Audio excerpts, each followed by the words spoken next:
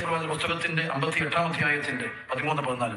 സാപത്തിനെ ചവിട്ടി മെതിക്കുന്നതിൽ നിന്നും എന്റെ വിശുദ്ധ ദിവസത്തിൽ നിന്റെ ഇഷ്ടം അനുവർത്തിക്കുന്നതിൽ നിന്ന് പിന്തിരിയുക.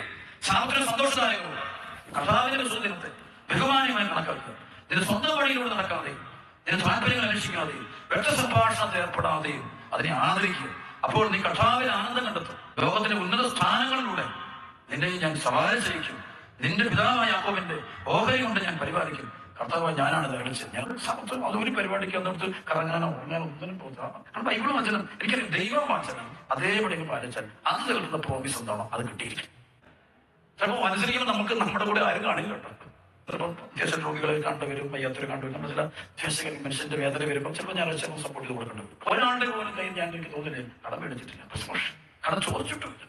കാരണം എല്ലാ കാര്യത്തിലും പക്ഷേ അതെങ്ങനെ ദൈവം നന്നായിട്ട് നടത്തിക്കൊണ്ടിരിക്കുന്നതാണ്. ചില ആൾക്കാർ ശരിക്കും എനിക്ക് അവരെ ഒക്കെ എനിക്ക് കരച്ചില്ല. കാരണം നിധിയാണ് ഈ പറയുന്നത്, പക്ഷെ അവരൊന്നും മനസ്സിലാകുന്നില്ല.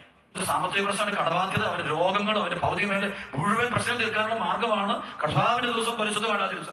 പക്ഷെ അതൊരു മനസ്സിലാവുന്നില്ല. എനിക്കത് മനസ്സിലായി. അതാണ് കൃപ. ചിലപ്പോൾ വിവാഹം നടക്കുമ്പോൾ ഭയങ്കര പൊട്ടിക്കൊള്ളും, എത്ര ലക്ഷം രൂപ പൊട്ടിച്ചു കളയാം.